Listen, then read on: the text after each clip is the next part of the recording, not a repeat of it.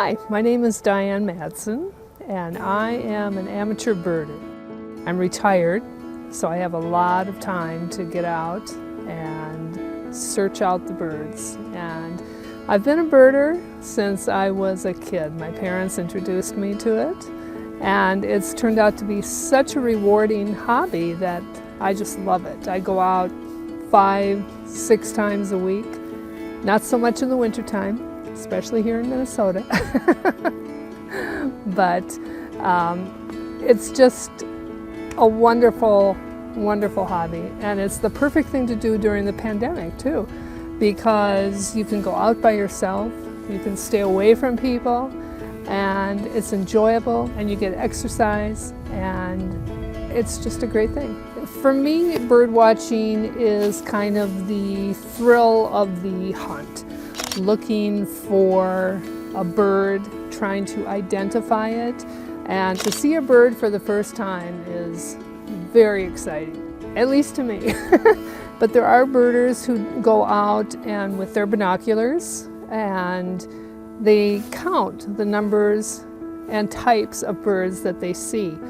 And then they post it on a website called ebird.org, which you can look at, find the hot spots in your area or anywhere for that matter, and see what kind of birds are being seen and rare sightings of birds, and then you can go to that place and look for that bird.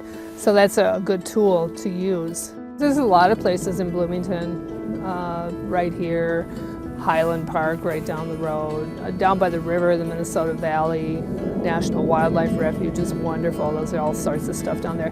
And there's little parks around here too. East Marsh Lake Park and Girard Lake Park, Normandale Lake. I see a lot of eagles down at Normandale Lake. That's always exciting. I love to see eagles. Any time of the year is a good time of the year, but a really superb time of the year would be when the birds are migrating, when all the warblers are coming through. You know, I think the most important thing that you might need is a good field guide, or more than one field guide. When you see a bird, you need to know identifying marks on it in order to figure out what kind of bird it is.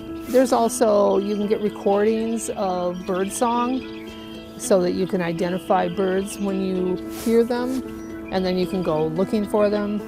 I would say when you're a birder, you need to be patient. I'm not a patient person, and I think birding is teaching me to be more patient. You can sit down and look for a bird and wait for it to show up, and when it does show up, it will be behind branches or behind leaves or not in a good position where you can get a good look at it or get a good photograph. And oftentimes when you go out and on a hike and are looking for birds, you see nothing. But sometimes you're very fortunate. I've been standing on occasion and a bird has landed right in front of me. So it's like you have to be in the right place at the right time. And that sometimes never happens. Sometimes it happens more often than you might think. And the key is just to get out there and keep looking. And you might get lucky. And it's so thrilling when it happens.